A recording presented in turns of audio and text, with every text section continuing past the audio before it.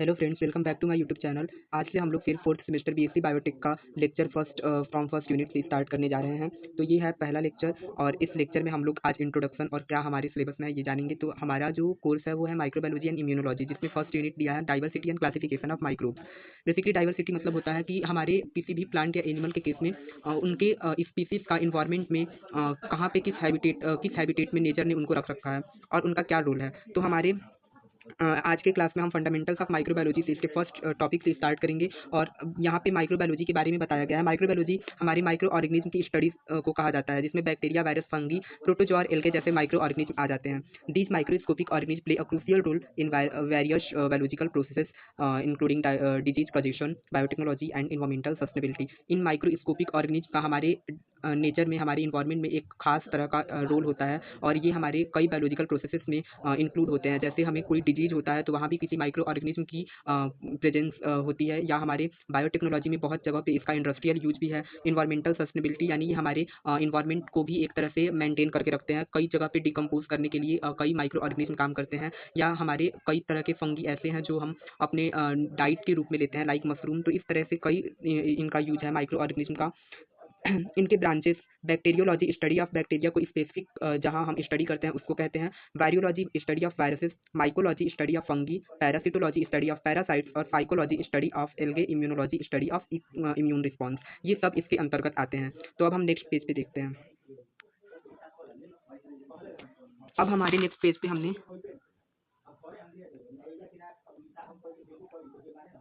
हमारे next page पे application of microbiology है। इसके क्या क्या इंपॉर्टेंट एप्लीकेशंस हैं, यानी कहाँ कहाँ इसका यूज होता है। तो इसका मेडिसिनल माइक्रोबायोलॉजी, जो कि study of pathogen and disease prevention. Industrial microbiology, production of antibiotics, enzymes and fermented product. Environmental microbiology, role of microbes in biogeochemical cycle and waste treatment. Food microbiology, food preservation and safety.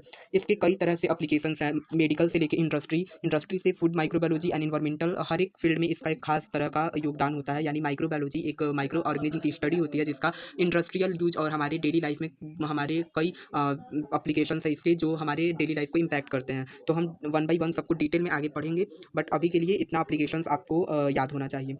Next topic है history of microbiology. History of microbiology एक important topic है जो exam के point of view से भी बहुत important है। इससे क्वेश्चंस आते हैं और इसमें पहले हमें बताया गया है कि रॉबर्ट हुक ने 1665 में सेल की डिस्कवरी करी थी, जो कि आप सबको पता है। और उसके बाद एंटोनी वॉन लीवेनहॉफ ने 1674 में उसे नाम दिया था माइक्रो ऑर्गेनिज्म का। पहली बार इन्होंने एक लिविंग बैक्टीरिया देखा था अपने टूथ पिक से, अपने जो स्क्रैप्स निकाले थे इन्होंने माउथ से उसके अंदर, और उन्हें इन्होंने एनिमल क्यूल्स नाम दिया था। और उस टाइम पे इन्होंने सिंगल लेंस माइक्रोस्कोप का यूज किया था।